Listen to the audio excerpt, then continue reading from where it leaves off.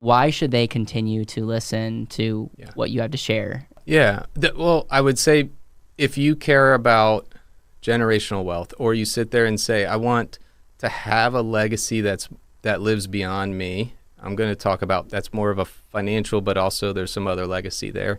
Then there's things that we can learn from those family offices that we can apply. And so we distill those down and we apply. Frankly, I had a conversation with my Uber driver who was like, hey, what did they do differently? We had this conversation. It was like, hey, here were patterns that we saw.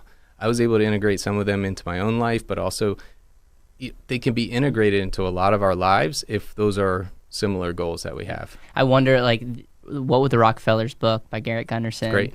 You would think like most families, they can't relate at all to the Rockefellers, but the reason that's a best-selling book is people aspire to say, hey, what can I learn that the Rockefeller family's done, and how can I apply it to my own life? Why life insurance? Like, why are you fascinated about this? And like, what was like the light bulb moment you had just in insurance?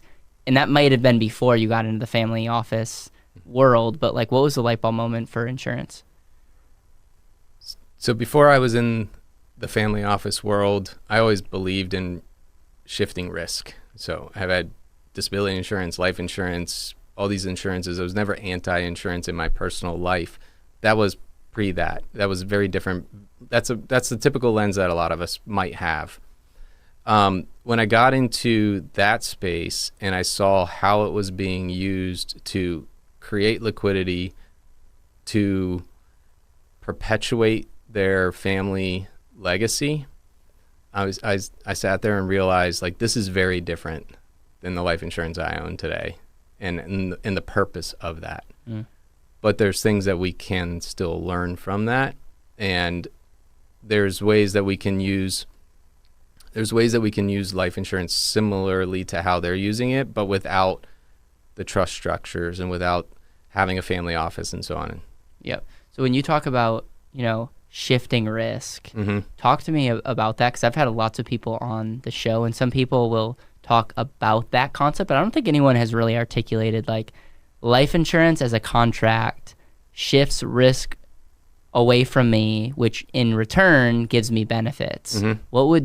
How would you articulate that to, like, why, even if you're not worth a ton of money, why shifting risks might be a valuable thing?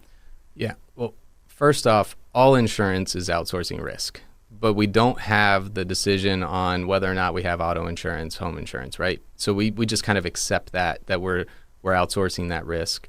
When it comes to life insurance, disability insurance, and long-term care, even those types of things, we have a decision to make.